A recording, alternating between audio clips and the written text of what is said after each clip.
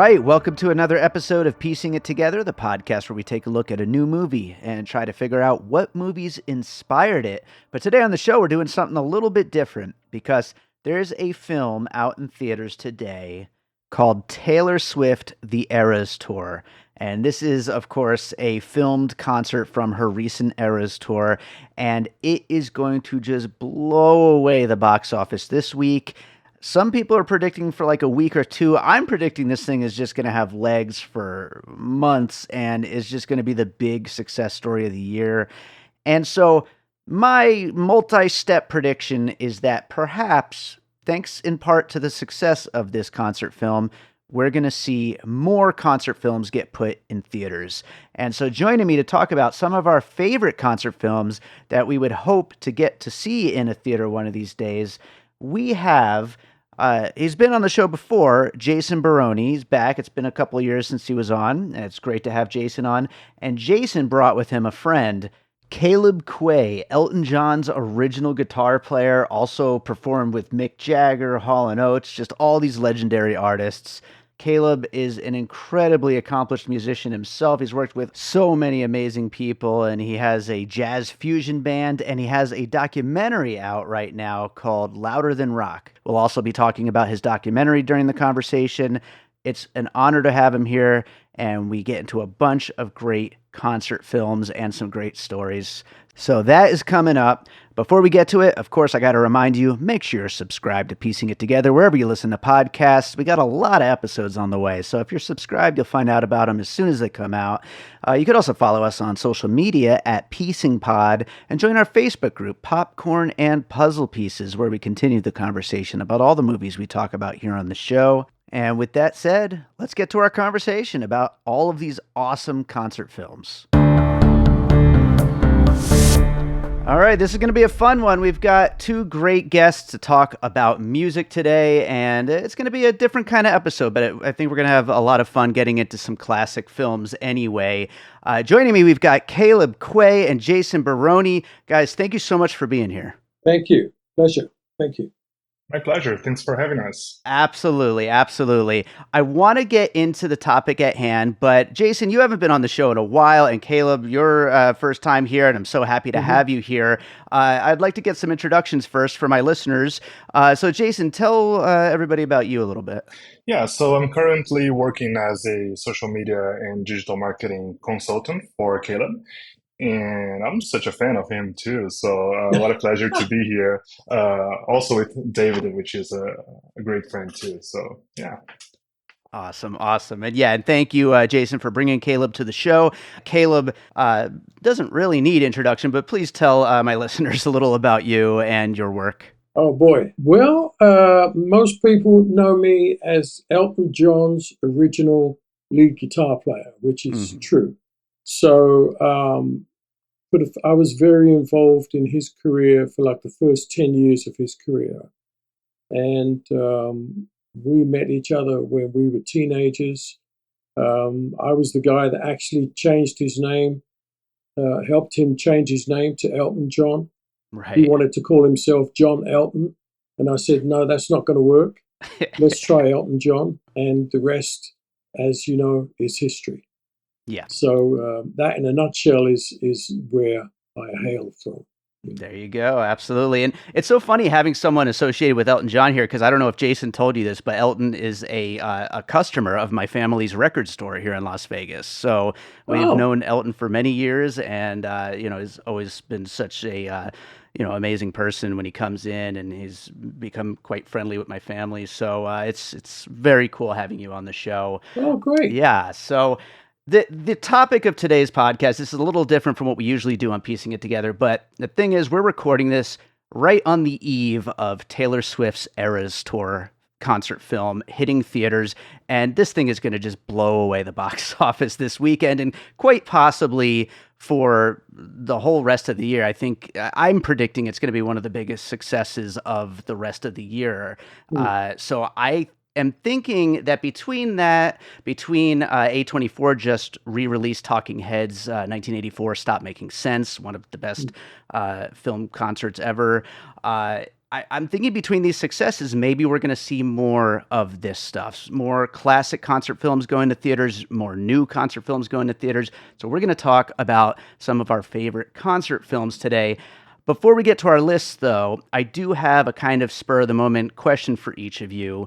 And I'd like to start with Jason for this. And then I also have an answer as well. And then Caleb, your question is going to be slightly different from each of ours. Okay. Jason, we're going to start off honorable mention up front, but not just an honorable mention of another concert film, but maybe a concert that there isn't a film of that you wish there was. A concert film that you wish existed from like a classic tour that you would have loved to have seen filmed and put together into a movie for the big screen. Yeah, I would say in the first place, I would love to see David Bowie live in Glastonbury in 1971 Ooh. because that was the second edition of the festival, and that's when David first came in to play to a very small crowd of hippies at 5 a.m. in the morning to Hmm. promote his new album, Hunky Dory. And we now have one of the tracks that were recorded back then available on YouTube, which is Changes, and it sounds completely incredible, like no Hmm. other version of the song we have ever heard before. And I would love to see this in the theatrical form. Yeah, that's a great pick and definitely a time of change for him and, a lot going on with his career at that moment. And we obviously have a lot to choose from David Bowie's, concert films over the years, but that would be a really cool one to exist. I will answer the question and then I want to get to Caleb. For me personally, a few years back, well, I should say a few years, it was about 8 years now or something. I got to see Damien Rice at Madison Square Garden right when my favorite Faded Fantasy came out. And to this day, one of my favorite concerts I've ever seen. Just him on an all black stage, acoustic guitar, just going through his classic songs, but also some new stuff from the album. And it was just so powerful. Just the power of his voice and his playing being captured in that way. I don't know why there's not a Damien Rice concert film. There's a lot of great YouTube footage of his concerts, but there hasn't been one yet. And there really should be.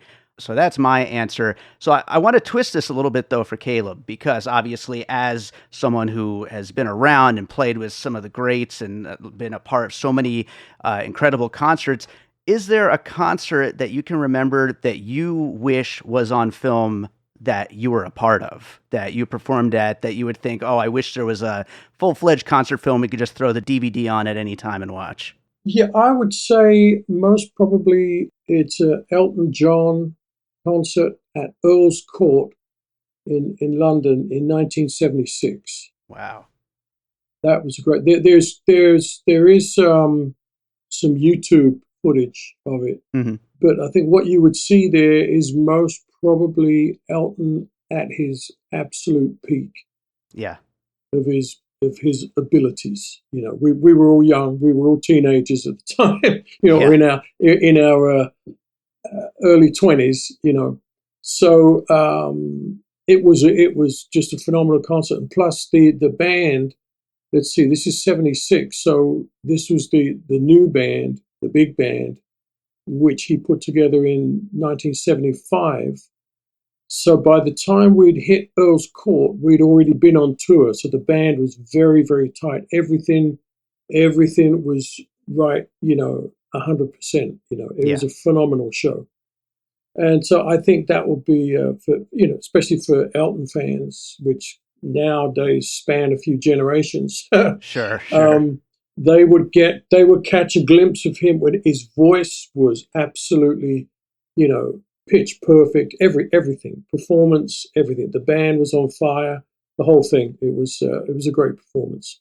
That's awesome. That's a fantastic answer. And, Hmm. it's really interesting. I wanted to ask you that because, obviously you must have performed in, so many of those shows. So to be able to like Hmm. pick out a certain, moment in that time, Hmm. it's really interesting to hear for sure. So with that said, let's get to our lists. Let's give Caleb the first pick. What is a classic concert film that you love that you would love to get to see on the big screen?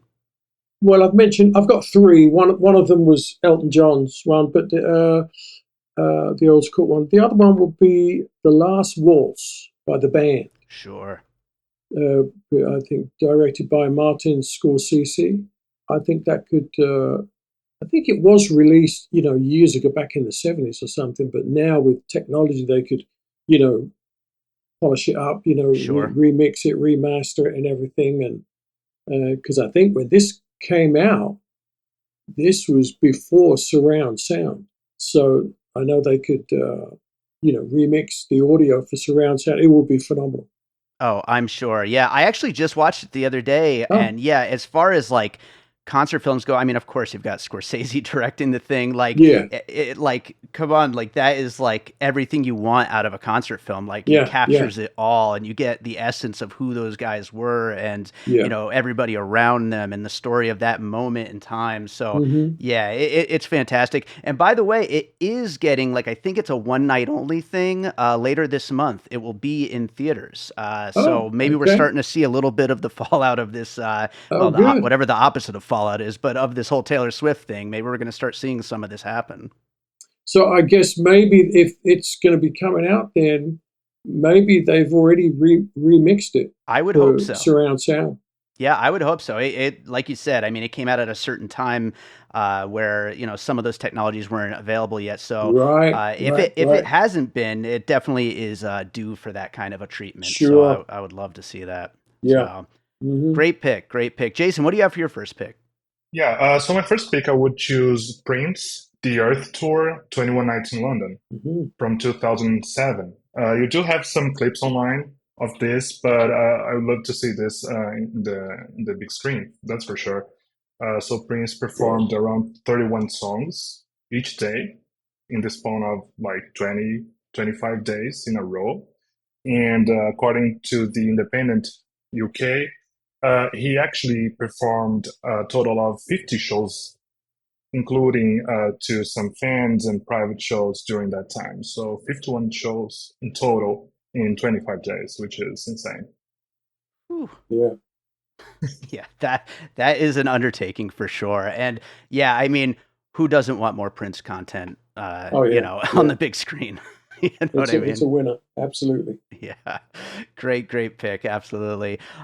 So I will just preface my picks by saying anyone who knows me and who listens to the show, I went kind of obvious with my picks. With my own music, I always talk about all three of these as major influences for me. So just know that ahead of time for anybody listening. But my first pick is the Cure trilogy, which is from 2003, which is kind of a compilation concert of three concerts that took place in Berlin at the Temperdrome, where they played their trilogy of their darkest albums, Pornography, Disintegration, and Blood Flowers, which are three of their best albums. And granted, 223-minute film in the theaters is kind of a lot, but we're just talking about Scorsese. We're all going to sit for 3.5 hours to Yeah. watch Killers of the Flower Moon. So why not sit through, that much time of The Cure? They captured all three albums as perfectly as you could hope for. And it as a fan, they have a lot of concert films, but as a fan, that's like kind of the special one for me because it's capturing those three albums in full, which are such important albums to someone like me. Jason, you're a big Cure fan as well, aren't you?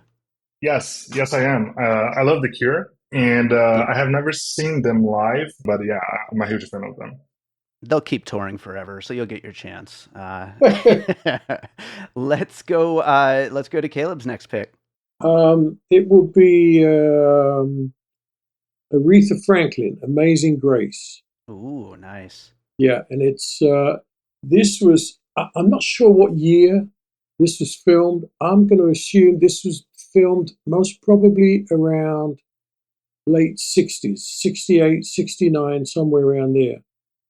She's much younger, and it's basically a gospel church service, which is Mm, so it's her going back to her roots with the James Cleveland Gospel Choir. That's the choir actually we worked with at Dodger Stadium when I was with Elton. oh, nice. So it's Mick Jagger's in the audience. I mean, and she was just amazing. And I think when you see her back then, which again she was younger, she was in her prime. as an artist, as a singer, and you can see where all this talent came from. And just as a side note, back in the 70s, I was doing a session at the record plant out here in Los Angeles, and there were like 3 studios in the complex, and we were taking a break in this session I was doing, and somebody stuck their head in the door and they said, "Hey guys, Aretha Franklin, she's just across the road recording in Studio 2." I said, "What?" So I shot down there and I snuck in the back door because I'd heard stories about how she would record. She was, I mean, not only she was obviously incredibly talented, but she was a perfectionist, and she never did anything. She never did any more than 2 takes on her vocals. Wow. Plus, she always sat at the piano and sang and did her vocals live. She was an incredible piano player and sang and did her vocals live. So I snuck in at the back of the studio and quietly closed the door and just sat down and watched. And she's got other musicians around her and everything, great musicians. And she's doing her stuff, Sure enough, take 2, that was it, done. And it was like unbelievable. And I just sat there going, "Oh my God, this is where the bar is at, right up here." Yeah. It was an amazing experience to just sit there and watch this legend at work. It was just phenomenal. Yeah, that's just witnessing raw power right there. Just absolutely, amazing. yeah. And so I've never forgotten it. And so now this movie has been. I think it's available on YouTube. But again, I think with today's technology, to put it on the big screen, remix it for surround sound and everything, I would just blow everybody away. Just amazing. Absolutely great pick. Yeah, and also you guys are 2 fine musicians here, and I'm just a fan. I just appreciate music without understanding all of this. So for the rest of us here, I can't even think of Aretha recording in the studio because, of course, the whole thing ships to the public ready to listen. So it seems just like magic. For someone like me, and to think about listening her voice, recording live, up to 2 takes max, it's unbelievable. Yeah, it really is. Yeah, no, she was something. Yeah, incredible stuff. Yeah, it's funny you say that, Jason. Like, there's certain songs, certain artists that like you think about, like those songs were just always there. Like there couldn't have been a recording process. Like they were always in the ether. You know what I mean? And like those performances seem like they always just existed. It's crazy to think that people were around for those recordings. But yeah, it's great. What do you have next, Jason? Yeah, so for my next one, I would love to see Queen live in Rock in Rio 1985. We did have this streamed back then when the concert happened, but I couldn't see this because I wasn't alive yet. So it's totally not in the cards for me at all. So I would love to see this in the big screen nowadays. And this is a very legendary show for them because they had more than 300,000 people at the show, not in the overall festival, but at the show at the time. And Roger Taylor even said that was their biggest crowd ever, at least at the time by then. Also, this show was got very famous because of the Love of My Life performance that you also can see in Bohemian Rhapsody. I know people are not very fond of this movie at all, but at least they captured the spirit of the performance and Freddie playing with the audience and all the love. It must have been insane.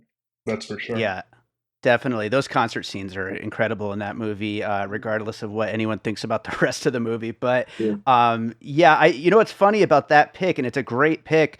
I feel like, we got this Taylor Swift one, which is why we're here today, and we've got this Beyonce one coming later this year. I feel like Queen Rock in Rio is like a perfect third big release like this. It's like such a mainstream, like people would attend it in droves, I feel like, if they put that in the theater. I think it would be a huge hit. Yeah, definitely. if I could just say something about the Bohemian Rhapsody movie. Hmm.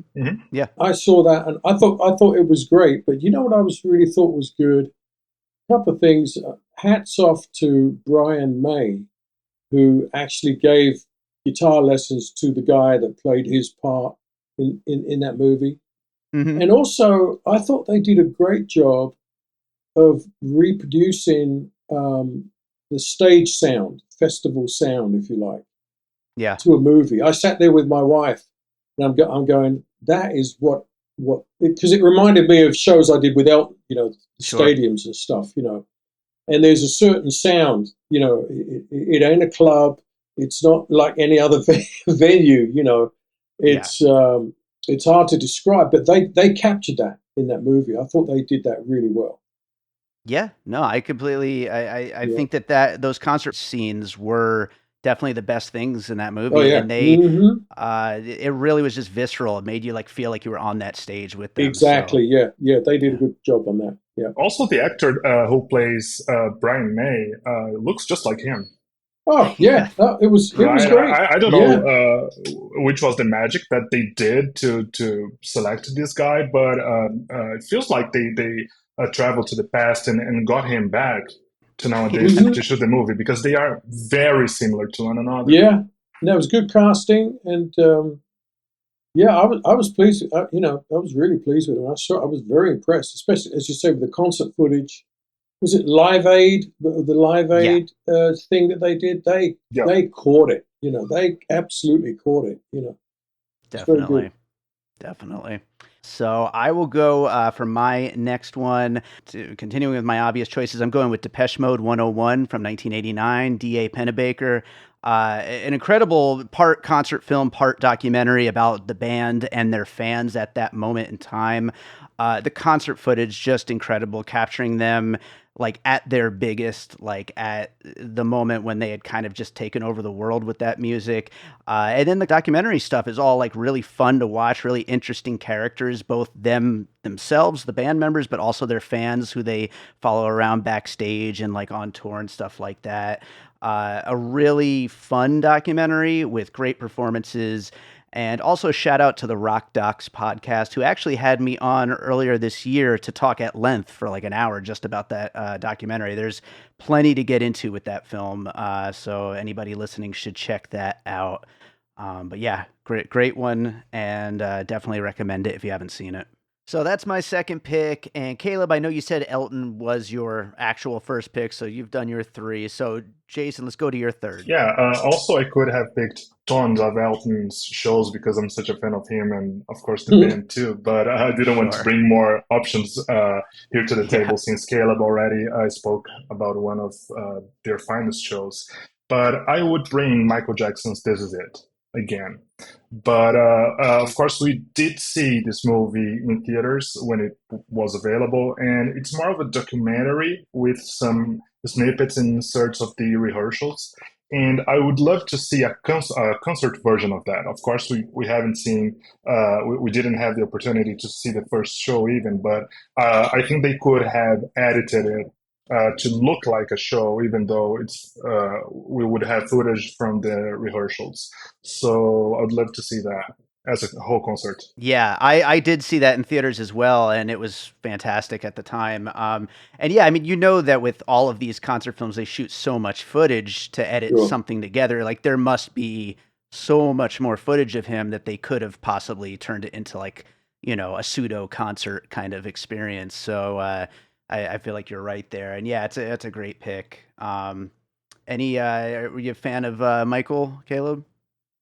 Oh yeah, the guy was brilliant. Absolutely, I agree with what Jason said. Yeah, I'm sure there's a bunch of footage there.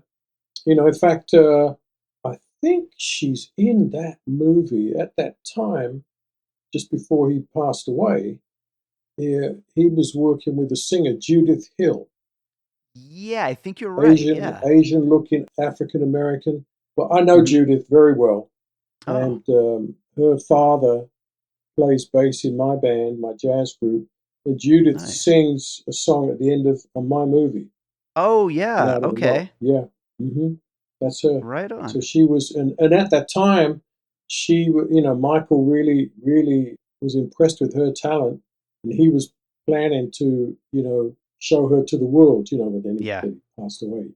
Yeah, I know he was hoping to develop new artists at that time, and that was Yeah, like a big she thing. was one. Yeah, Yeah. yeah. Well, I'll go to my last pick, which is Nine Inch Nails' "Beside You in Time" from 2006. An incredible visual concert film. I mean, that is a band that has always had incredible visuals as part of what they do, and you don't even necessarily see them that much. There's just so many lights going off and so many, interesting things happening on screens. But especially like put this thing in IMAX or something like that, it would Yeah. be a hell of an experience. That's for sure.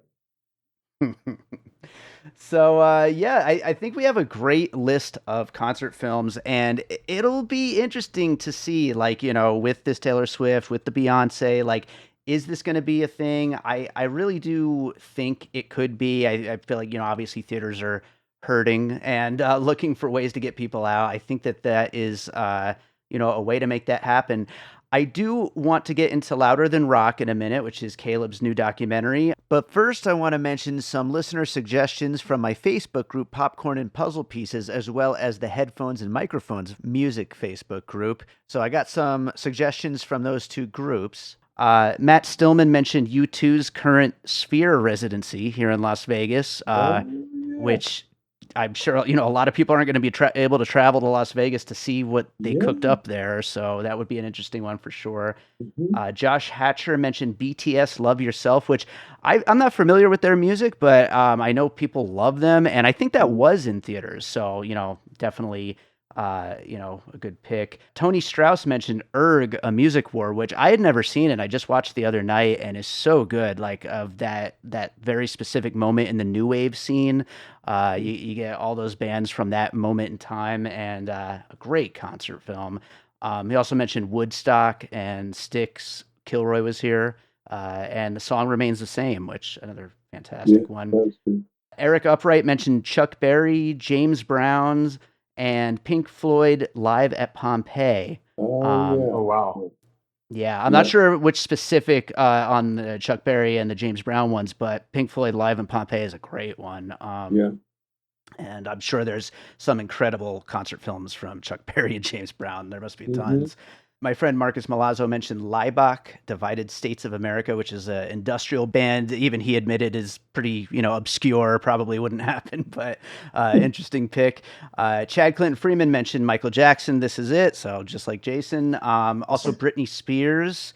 And also Ariana Grande, the Netflix special that they put out, and Billie Eilish, the Apple special that they put out. So those were recent ones that Great haven't pick. had theatrical. Yeah. And then Trent Freeman mentioned ABBA, the movie, which ABBA and movie theaters go hand in hand. So why not? That's for sure. Great. So yeah, a bunch of other picks to throw into the list there. So I want to talk about Louder Than Rock, Caleb's new documentary. I feel like no one could describe it better than you, Caleb. So why don't you tell my listeners about it if they haven't seen it yet? Well, it's a documentary. It's autobiographical, so basically it's the story of my life. It's kind of interesting. It's kind of difficult to talk about yourself, but I lived a life that I was born into music. Yeah, My father was a professional musician, and he was, very well known, successful at that time.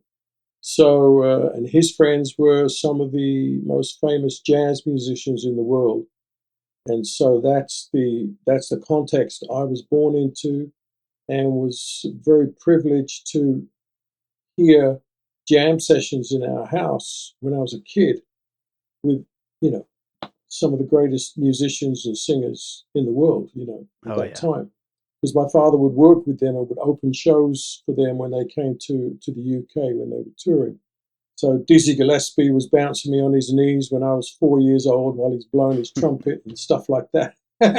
All these people, Charlie Parker was a good friend of my dad's, and Django Reinhardt, just phenomenal musicianship. So that's all I ever wanted to do. Like most kids, wanted to be like their fathers. yeah, But along part of that journey, the whole drug thing came in. a lot of the jazz musicians. So grew up surrounded by a lot of that damage, and I went down that road myself. Hmm. When I became a teenager and ran out of school and said, you know what, I'm going to be a musician like my dad. So it's a story of overcoming a lot of damage, being driven by damage, being driven by hatred toward my father because he left us when I was 12 years old, right at Hmm. the time when a young boy would need his father. And so it's a story of how sometimes, we can be even driven to success by damage. Sure. And so that was my story, and how I overcame that was simply by coming to terms with the reality of Jesus Christ. Hmm. And that was the turnaround. That was in 1982. If that had not have happened, I would have flamed out and just become a statistic, Mm. like many other rock and roll and musicians that have Right. gone on before me, and some that I even knew. So I'm very thankful for that, because if that hadn't happened, we wouldn't be having this conversation today. I can tell you that. You know, so I'm very thankful, and so it's a story of hope, of redemption, but it also has a historical component to it, because it shows clips of and interviews of certain things that I've been involved with, which have now become part of music history. Sure. And No. so I'm proud of those accomplishments, with Elton and other people. But I'm also very thankful to be alive, to be able to tell it. Yeah. And hopefully, especially in now today's world, where there's so much hopelessness, in being able to point people toward the fact that we can have hope. We Yeah. can live hopeful lives as opposed to hopeless lives. Yeah, I wanted to ask you because, like, it feels like, at least for the first section of the film, that contentious relationship with your dad is kind of the driving factor of your Yeah, life and career. yeah. And so, in that time, did you look at other artists, other, musicians who were kind of dealing with similar struggles and like kind of see a camaraderie there? Because, we see a lot of documentaries about, all the Hmm. famous musicians, and a lot of the times there are, these kinds of contentious relationships with family members. So I was wondering if Yeah. you commiserated there. Oh, sure. Yeah, it's like misery loves company.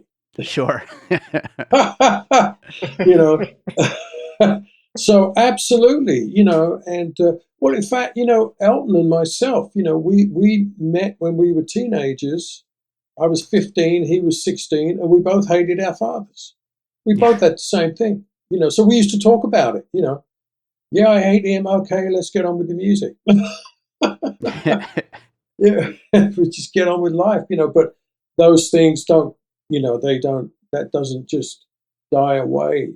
So I deal with the issue of forgiveness in the movie and stuff like that. And, the responses we've had to the movie have been absolutely incredible. People's lives have been touched, and people have been turned toward, having to deal with the issue of forgiveness with their own parents, and or various authority figures in their lives that have caused them damage. Yeah. It's sometimes the hardest relationships I think a lot of people go through is family. So Absolutely. Oh, absolutely. Yeah, yeah, yeah. So it's been good. I'm just privileged to be able to tell the story. Valerie Tucker, the who directed the movie, she did an amazing job. She's won 9 Emmys for documentaries. And so she's a great storyteller, and the way she was able to tell the story, I think, was really good, and yeah, it yeah. connects with a lot of people. Absolutely. Yeah, I think there's a lot of threads to kind of balance here, and she does a great Yeah, job of that because yeah, there's the story with your dad, but then the story hmm, of collaborating with Elton John, to the yeah, story of your own musicianship and your all the other artists you worked with, and yeah, religion later on in life. Yeah, there's a lot of different things that all have to kind of come together, and she does a hmm, great job of that. yeah, I feel like, the trajectory of, starting with Elton and then, going on to bigger and bigger projects with him and then working with these other legendary artists along the yeah. way. Did you feel like your career was just a constant like going upwards, or did you feel like it was lots of waves up and down along the way? Because you worked on so many different things along that path. Yeah, it's a good question. I would say there were waves up and down. It was Hmm. generally going up, but there were kind of like this. Yeah, sure. There were waves going up, That's I funny. guess kind of like a dolphin swimming underwater. In order to Sure. get to the surface, he's got to encounter some turbulence along the way. Yeah, that's a good metaphor. That could get for some song lyrics or something. I But guess so. Yeah. it's really funny, when you and your dad do, have your reconnection, and then you end up buying weed off of him, which, Yeah. spoiler alert, but, Yeah. Yeah. it's a funny turn of events. And I was just wondering, like, where did things head after, we kind of leave you guys' relationship in the documentary? Well, it was blank for a while until after I was about to get married Hmm. to my current wife, and we were attending a pre-marriage counseling session at our church. So Hmm. I'd become a Christian. I'm in the Word and everything, and following the faith, and it was like time to get married. So it was the last session in our marriage counseling thing, was on the issue of forgiveness. Mm, So that's where I came to forgive my father after I've heard this. And I don't want to give the whole thing away because it's part of the movie. But sure. then after that, then I wrote him a letter telling him that I'd forgiven him. Hmm. Told him I'd become a Christian and I'd forgiven him for all the hell he created in our house and everything. And then I never heard anything. Sent the letter off, never heard anything for 10 years. Hmm. And then he gets in touch with me after 10 years. And he always had a sense of humor. And the Sure. first thing he said on the phone, he said, "Oh, by the way, I got your letter," like as if he got it last week, you Yeah, sure. know. So that's where it picked back up into an Hmm. incredible reconciliation. I mean, and I'm not going to say anymore, you got to go see the movie, folks. Sure. But just an incredible full circle icing on the cake uh, Yeah. reconciliation with my dad before he died back in 2000. Yeah. Yeah. So obviously you've worked with, so many legendary artists, but it, Hmm. it feels like your story ties in with Elton John, most of all. And Hmm. how are you guys, lately? Are you guys still good friends after all these years? That's a good question. The only way I can describe it is he lives in another orbit, Hmm. being Sir Elton John and all the stuff. He lives in a whole other orbit. You know, Yeah. with me, I do. I'm technically semi-retired. I'm speaking to you from my little studio at home where I do sessions here and send tracks out online and what have you. But and I got my little jazz group, and on Sundays you'll find me in church. So it's a Hmm. Yeah. completely different lifestyle. Yeah. Sure. I was wondering, are there any current artists that like really inspire you? I mean, obviously, the one who was on your documentary there in that closing song, but any other recent Oh, artists? I like listening to Snarky Puppy. Oh, yeah. All right. Cool. Love it. Snarky Puppy. Great musicianship. I love it. Yeah. Yeah. So I'm still into some jazz stuff, jazz and classical music. But yeah, Snarky Puppy, I really like. I like their guitar player, Mark Lettieri Hmm. is his name, Mark Lettieri. And he has his own project as well on the side. He's really, really, really cool guitar player. Yeah. Um, I like listening to him. In my mind, he's what I would call a complete guitar player. So, that brings up another question. Yeah, Obviously, working with all these artists, you've worked in a variety of genres. yeah. Would you say jazz is your favorite genre to either listen to or create in? Kind of jazz, blues. It's a fusion. I'm a Hmm. fusion guy, so it's jazz, rock, blues. I tend to bluesify everything I play. Hmm. Sure. I love flamenco music. Okay. There's a guitar player I'm listening to these days. He's like the hot stuff in Spain. His name is Antonio Rey, Rey. Okay. Absolutely incredible. He was a student of Paco de Lucia, and he took all that stuff and put it on steroids, and it's just incredible what he does on the nylon string guitar. You Yeah. know, it's just not fair. You know, you sit there and watch, you go, I know what he's doing, but I can't get there because the guy has enormous hands, Yeah. and it's just amazing. So I love listening to him.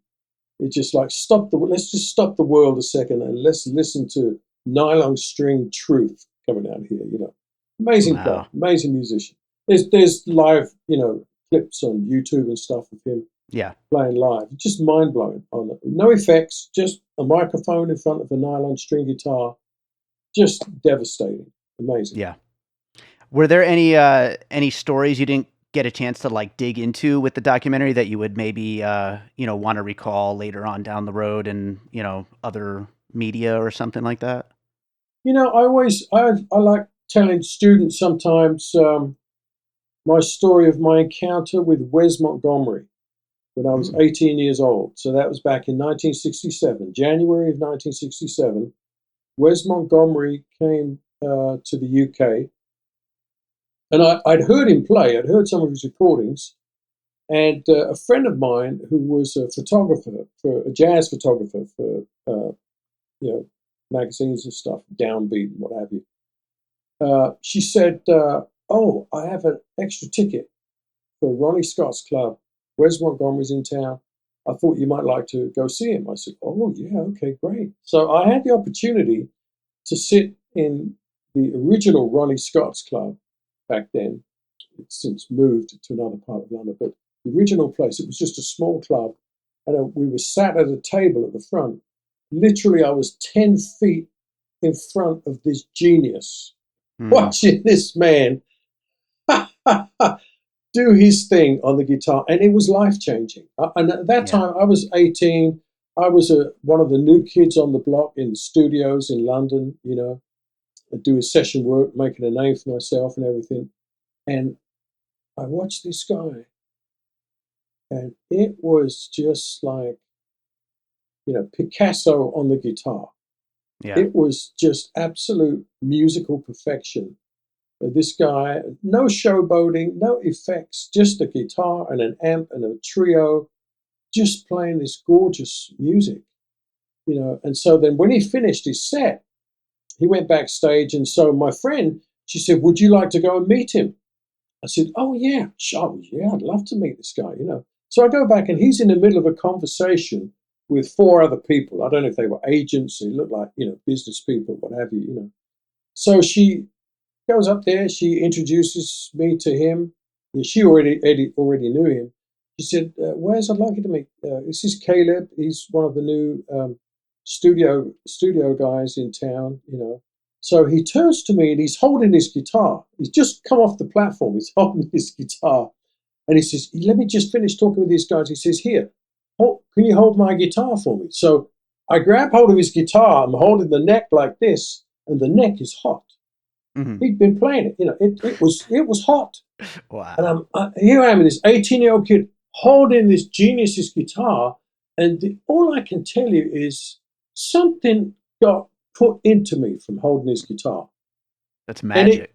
the whole thing that night changed my life as a guitar player, you know, because I was hearing this incredible lyricism coming out of his playing.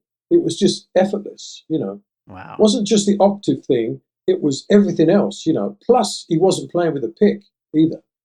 He Yeah. had these huge hands, and it was just like, it was crazy, you know. But I heard this lyricism, this language, this flowing, beautiful singing lyricism. And that started me as a guitar player on a journey for the rest of my life to try and capture some of this, to be as lyrical as I possibly could, you know. Mhm. And so that was it. 18 years old, divine appointment. Hey, that inspiration right there, like that is, that's what this podcast is all about with movies, but Yeah, hearing about it in the world of music yeah, yeah, is yeah, yeah, awesome. yeah, yeah. That's It great. gets passed on, you know, and hopefully you're in the right spot at the right time, you know. Definitely. And Wes Montgomery, he was 40 years old, and he died 6 months later that year. Oh, wow. Yeah, I was blown away. Yeah. being there at the right moment. That's it. Absolutely. Yeah. Jason, you've worked with Caleb for a while now. Is there a question, just to wrap this up, that you've maybe been curious about with Caleb? Anything that you wanted to ask him? Oh my God, I wasn't prepared for this. Neither was I. Oh, can you imagine this? Yeah. A question. Well, not at the top of my head, no. Mhm. Because, like I always say to him and to many people who talk to us, working with Caleb and helping him to promote his very fine movie, his story, it's like a privilege. Feels like a Mhm. privilege to me. So most of the time, I sit here and just admire his persona even more. Not only as a musician, but as a man with a very genuine mission to accomplish. And this mission is to touch people's lives somehow, in some way. And so I spend most of my time amazed by what this man brings to the table. And Yeah.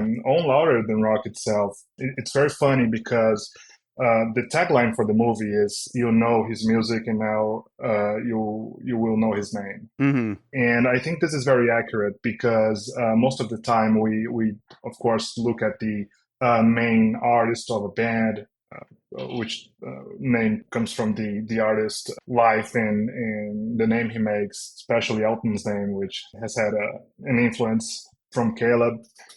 And we don't look at the band most of the time, right? Right. So more recently, Andrew Watt, who produced Elton and Britney's latest single, "Hold Me Closer," he had this interview. I think it was on Apple Music, for Apple Music Mhm. or something like that.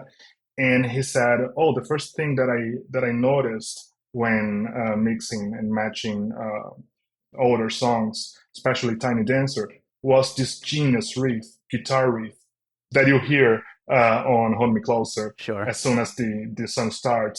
And this is from Caleb, Yeah. right? And it's an amazing guitar riff. It's really cool. And I mean, if you are not a musician or someone that is not paying close attention to the instruments of Tiny Dancer, for example, you may not hear this properly. And when you hear "Hold Me Closer," the guitar riff starts the whole thing, and it's just a snippet of how incredible this musician is, this guy is, and has always been. Absolutely. I think it's a really great point. And yeah, I mean, we see these documentaries all the time about these famous frontmen and the band name, whatever the name is on the band. But there's such a rich history to dig into with any artist. Any of the artists whose concerts we mentioned in our picks, they all have like incredible lead guitar players or even drummers or bassists like that. You could really dig into and get into their stories as well. And this is a really great example of that here with Caleb and with Louder Than Rock. So I think it's a really great point, Jason. I want to ask both of you real quick, and then we'll wrap it up because obviously on the episode image, it's going to be a big picture of Taylor Swift because that's what brought us here today. We barely talked about Taylor Swift herself. Are we fans of Taylor Swift? I personally like a lot of her music, and I have my tickets ready for the movie next week, so I'm looking forward to it. Do you know, I'm not familiar with most of her music, but I Hmm. will say she's obviously she's very talented, Hmm. um, very smart too. Smart. Sure. She's got some business acumen going on there. I don't quite understand what her kind of overall message is in the music she's doing, Hmm. but she's obviously, making has made a huge impact on culture. Yeah, So my hat's off to her there. absolutely. What about you, Jason? Yeah, I do. I do like her music. It's not my style most of the time, but I would love to Hmm. see her on rock music, for example. What could she bring to the table Yeah. when she tried new things or new genres, for example? But yeah, I think she's great. Most of my friends nowadays know her and love her to death. And when an artist comes this popular, I think it's not only because they have something to say, but because they do inspire people. So I think Sure. she's a great artist overall. Awesome. Awesome. Well, Caleb, again, tell people where they could find the documentary and all of the music that you're up to right now. Oh, the documentary is available on Amazon, Amazon Prime, Tubi, Plex, and soon to be on the CW network. Very And now cool. we're Very trying to cool. we're trying to get it in theaters. As it should be, definitely. Jason, anything you want to plug? Oh yeah, I just want to drop something that I was thinking about. Not a promise at all, but maybe since you are both musicians, someday I can hear a collaboration in between you guys. So I would Oh, love to hear okay. this. Oh, I would be honored. But Caleb, maybe we could chat about that sometime. That would be Sure, yeah, awesome. yeah, okay. Well, Yeah. awesome, guys. Thank you so much for doing the show. I think this was a really fun conversation. We got into a lot of great stuff about both Louder Than Rock and about all these other concert films. So, again, thank you both for being here.